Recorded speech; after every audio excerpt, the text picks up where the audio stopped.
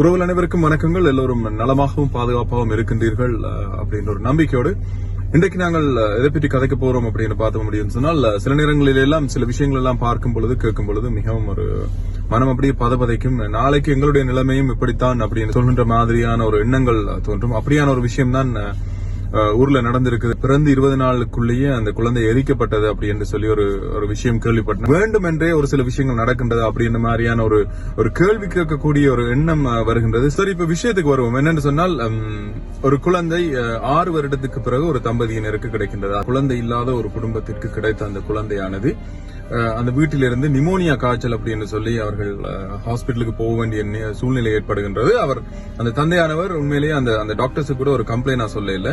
அவர்கள் நல்லா தான் பார்த்தாங்க. அதுக்கு பிறகு அவர்கள் எனக்கு இன்ஃபார்ம் பண்ணினாங்க கொரோனா வந்திருக்கு அந்த பிள்ளைக்கு அப்படின்னு சொல்லி. அப்ப அவர் ஒரு நியாயமான கேள்வி வைத்திருக்கின்றார். அதாவது தாய் தகப்பனுக்கு கொரோனா இல்ல, எப்படி அந்த குழந்தைக்கு வந்தது அப்படின்னு சொல்லி. சரி, நாங்க இன்னும் ஒரு டெஸ்ட் எடுக்கணும் அப்படின்னு சொல்லி, எப்பொழுதுமே தெரியும் தானே ஊர்ல எல்லாம் ஒரு டெஸ்ட் எடுக்கணும், அது செய்யணும் இது செய்யணும் சொன்னா பணம் இருப்பவர்களுக்கு ஒரு மாதிரியா இருக்கும், பணம் இல்லாதவர்களுக்கு அதாவது ஏழைகளுக்கு ஒரு மாதிரியா இருக்கும். அது எல்லா நாட்டிலுமே நடக்கிற ஒரு விஷயமாக இருக்கும். அது எங்கள் எல்லோருக்கும் தெரியும், நாங்கள் ஏற்றுக்கொள்ளக்கூடிய ஒரு விஷயம். சோ அப்படித்தான் இந்த குடும்பத்துக்கும் நடந்திருக்கு அப்படின்னு நான் நினைக்கிறேன். அடுத்தபடியாக அந்த குழந்தை இறந்ததுக்கு பிறகு கூட அந்த குடும்பத்திடம் ஒப்படைக்க வேண்டும், காண்பிக்க வேண்டும்.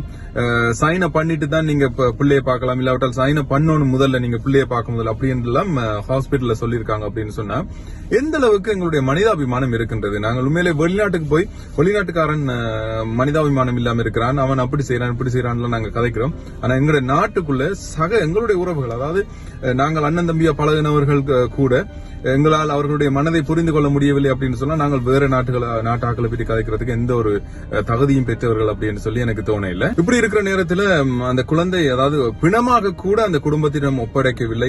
கண்டிப்பாக நாட்டு ரூல்ஸுக்கு நாங்கள் கட்டுப்பட வேண்டும் எல்லோரும். அதாவது இலங்கையர்களாக இருக்கின்ற நாங்கள், அது யாராக இருந்தாலும் எந்த நாட்டு பிரஜையாக இருந்தாலும் அந்த நாட்டில் ஒரு ரூல்ஸ் என்று சொன்னால் கண்டிப்பாக நாங்கள் அதை ஃபாலோ பண்ண வேண்டும்.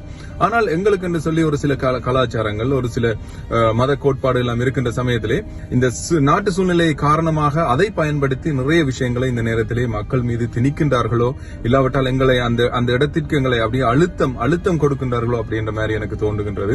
மாற்றிச்சு சாப்பிடக்கூடாது அப்படின்னு தொடங்கி இன்றைக்கு இஸ்லாமியர்களுடைய அந்த இறந்த அந்த உடலை கூட எரிக்க வேண்டும் அப்படின்னு சொல்லி அவர்கள் சொல்வது உண்மையிலேயே ஏற்றுக்கொள்ள முடியுமா அப்படின்னு. இப்படியான விஷயங்கள் எல்லாம் அரசாங்கம் செய்கின்ற நேரங்களிலே, அதாவது ஒரு சமூகத்தின் மேல் வன்முறை தெரிந்தே நடக்கின்றது அப்படின்ற நேரத்தில் இந்த காலகட்டங்களிலே நிச்சயமாக நாங்கள் எல்லோரும் குரல் கொடுக்காது இருப்பது உண்மையிலே அது சரியில்லை அப்படின்னு என்னுடைய மனசுக்கு தோன்றுகின்றது. என்னுடைய சொந்தங்கள் எனக்கு நடக்கவில்லை தானே அப்படின்னு சொல்லி தள்ளி போகாம ஒரு விஷயம் நடக்குது அப்படின்னு சொன்னா நிச்சயமாக நின்று நிதானமாக பார்த்து, நாளைக்கு இன்றைக்கு வேறொருத்தருக்கு சொன்னா நாளைக்கு நிச்சயமாக எங்களுக்கு நடப்பதற்கான எல்லா வாய்ப்பும் இருக்கின்றது. அதுல எந்த ஒரு ஐயமும் இல்லை. இன்றைக்கு இறந்தவர்களை தூக்கி உடனே கொண்டு போய் எரிக்கிறாங்கன்னு சொன்னா நாளைக்கு எனக்கும் அதே நிலைமைதான் அப்படின்னு சொல்லி யாரெல்லாம் உணர்கின்றோமோ அவர்கள் எல்லாம் பேச தொடங்க வேண்டும். தயவு செய்து நாங்கள் பேச வேண்டும். சட்டத்தை பயன்படுத்தி ஒரு சமூகத்தின் மீது மீறல்கள் நடைபெறும் பொழுது நிச்சயமாக நாங்கள் அதை தட்டி கேட்க வேண்டும் என்பது எங்களுடைய கடமை. அடுத்தபடியாக அரசாங்க ஊழியர்கள் கொஞ்சம் கருணை காட்டுங்கள் எங்களுடைய மக்களுக்கு. குடும்பத்தினுடைய வலியை அவர்கள் சுமக்க வைப்பதில் உங்களுக்கு என்ன சந்தோஷம் கிடைக்க போகின்றது அப்படின்னு சொல்லி கொஞ்சம் யோசித்து பாருங்கள். அவர்களுடைய குடும்பத்திலே நடந்த அந்த இழப்பானது என்னுடைய குடும்பத்திலே நடந்த ஒரு இழப்பாக நான் அதை கருதுகின்றேன்.